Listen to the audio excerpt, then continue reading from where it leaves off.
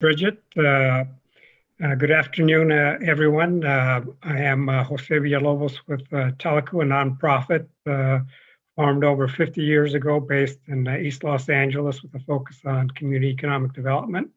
And I also serve on the board of the coalition. I have the great pleasure of introducing our next keynote speaker, Noel Poyo, someone who I've actually known probably for most of his career, working closely with him on key issues for low-income communities, particularly in the area of access to capital and community asset building. He is currently the Deputy Assistant Secretary for Community Economic Development within the Office of Domestic Finance at Treasury. Prior to joining the Biden administration, he was the Executive Director of NELCAB, the National Association for Latino Community Asset Builders, and he was Executive Director for 14 years and really helping grow the organization from its early formative years of a few core members to over 120 members from across the country, both urban and rural, addressing the needs of Latino communities across the country. While at NELCAB, he also spearheaded the Escaleta Community Investment Fund, which was a social investment fund set up to help capitalize affordable housing and small business projects. He's also been on the Community Advisory Council for the Board of Governors of the Federal Reserve System. So with that, I'd like to introduce Noel. Welcome, and we're in good hands with Noel with quite a bit of expertise in all things community economic development and issues that affect the communities we are serving. What? I'll say I really appreciate it, and just so people know, if you don't like my view of the world or how I go about it, you can blame José. It's true. He's known me much of my career. Is someone I can call a mentor and a friend. So it's a real honor and a pleasure to be introduced today by José, because I spent much of my career introducing him. So it's good fun. It's good fun. So it's a pleasure to join the coalition members. I am glad that I'm talking to you after the last panel. You got to talk about some details, some weeds. I'm going to try and stay out of the weeds as much as I can. And I want to talk about what's possible. As José mentioned, I've been working for the past dozen plus years in the CDFI space and the community development space, working primarily with Latino serving organizations in a time when that was not the easiest thing to do. And regardless of that specific experience, I think many of us in community development lost perhaps a little bit of a sense of the possible at various moments in our careers, and perhaps in the past few years in particular, worrying about the fundamental sort of bigness, the largeness of the endeavor. It's such a big economy, and we are trying to make capital flow in a way that impacts people who are not getting access to capital. And sometimes I think that can seem a little daunting, a little too big a mountain to climb. And this administration, in the language of the campaign, talked about Build Back Better, talked about the idea of an economy that fundamentally gave a different level of opportunity to folks that have been, outside of that main flow of opportunity. And of course, we know that the flow of capital in this country tracks very closely to the flow of opportunity. And to do that, we have to change how capital flows. And all of this focus over the past year, because of the dramatic impacts of the pandemic, all eyes went to community development, to CDFIs, to CDEs. And there was a great deal of learning over this past year about what is possible in the community development space. You look at what CDFIs did with the PPP program. You start to look at the impacts of the New Markets program and the leverage the ways in which it leads private capital, an idea I want to come back to. And then December happened, and the Consolidated Appropriations Act of 2021, we saw an appropriation of $12 billion, something we've never seen before, right? And, you know, different programs and through different entities, and I realized New Markets wasn't in that particular that particular set of buckets of money, although many of you I know in the coalition will benefit from that. But it begged a sort of bigger question about, well, what can community development do? Because I think 12 billion is just the beginning. I don't mean that it's all going to come in appropriation, or that Congress is going to make it all happen, but I think the conversation has fundamentally changed about whether community development is this sort of nice micro activity over there on the side that makes us feel better sometimes in a big bad economy that's going to do whatever it's going to do. But rather, the community development industry is at the center of what it is to build back better. And let me distinguish between recovery and equitable growth. We are trying to, with a variety of programs, I also have the privilege of overseeing the implementation of emergency rental assistance and the homeowner assistance fund, to address the sort of impacts of the pandemic, the economic impacts on people's housing. But fundamentally, we're trying to sort of dig out of a hole, or get ourselves out of a hole that was dug. That's not good enough. It's incredibly important, right? We need to help people get back up on their feet. But building back to where we were prior to the pandemic is not good enough.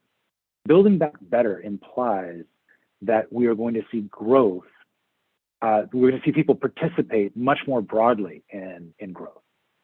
And so that is where the community development industry, that's where investments like New Markets tax credits, like the Emergency Capital Investment Program that is currently in process.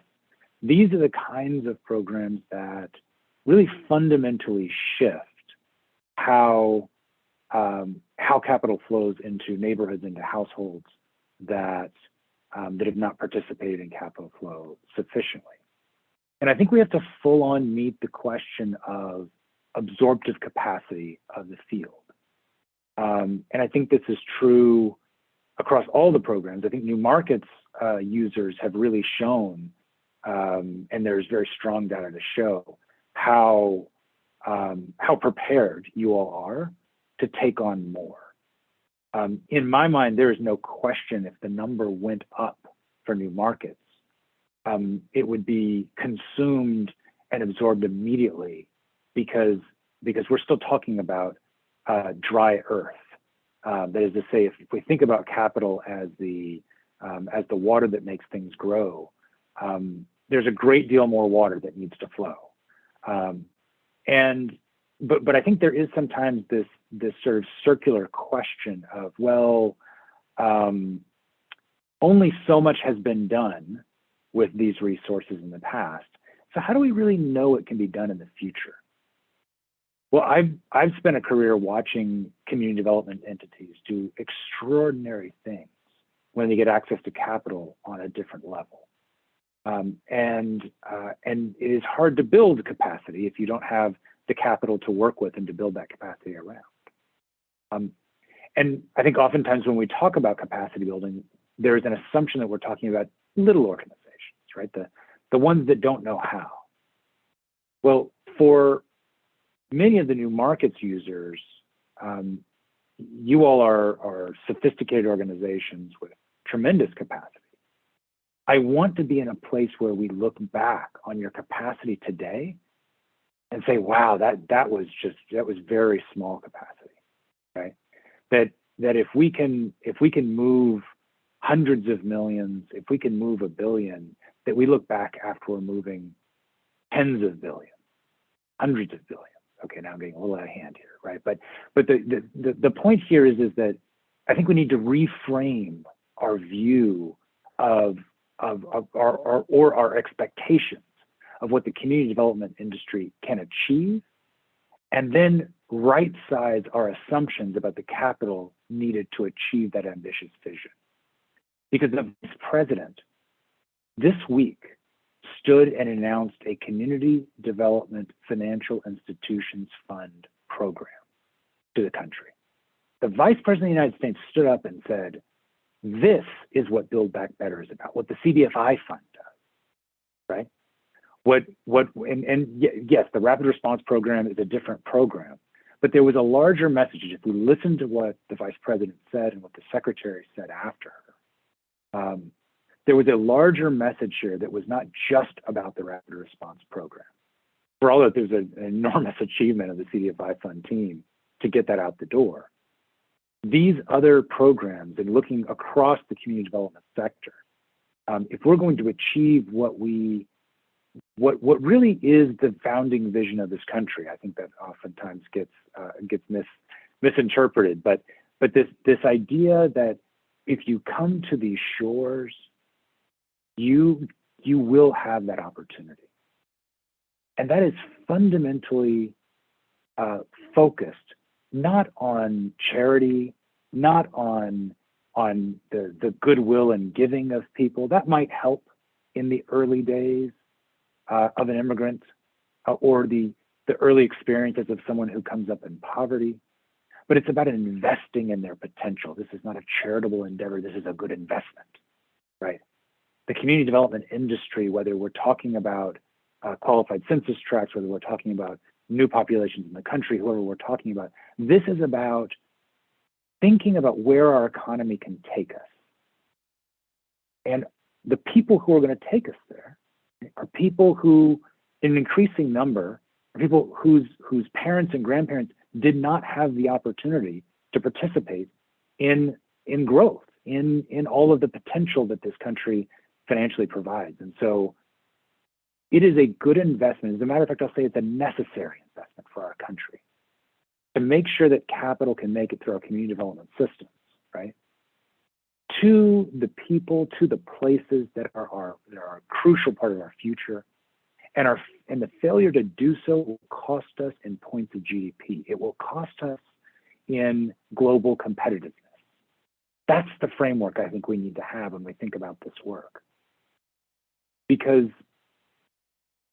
if we think about it in that frame, about this full economy, about this full country, no matter where you grew up, no matter what you look like, that if we fail to do it, the whole economy will suffer. And so it is not a them thing, it's not an us thing, or a particular community thing. It's a whole country thing, right? I'll just stop by saying that there is, make no mistake, there is a call to action here coming from the Vice President, from the Secretary, from the Deputy Secretary, about the private sector, the nonprofit sector, meeting the potential that these incredible appropriations in December, and Congress willing, incredible appropriations that could follow,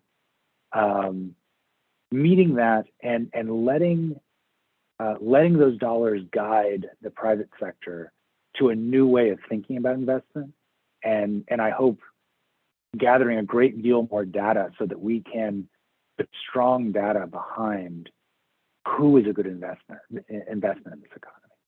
That we no longer run models that tell us that certain places aren't going to work because we just don't know. They're too risky.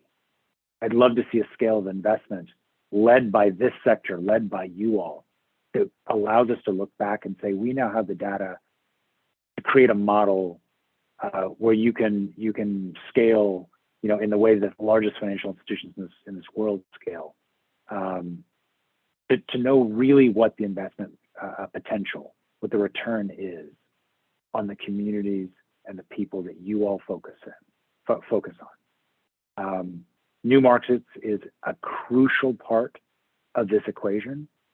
I hope very much that we have the opportunity to talk about a sort of transformative role for new markets users in this overall tapestry that I'm trying to paint. And I look forward to working with you to get us there. I hope I haven't gone on too long. Let's talk, Jose.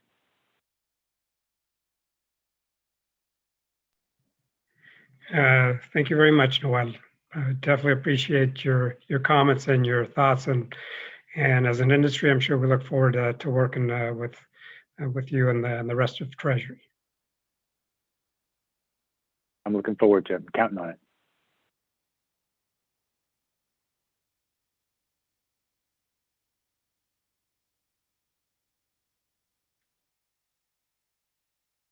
I wonder if they're giving us more time. We should take it. That's a lovely thought, guys, but I think we're going to head on break here. Thank you so much for joining us today. Thank you very much for the opportunity.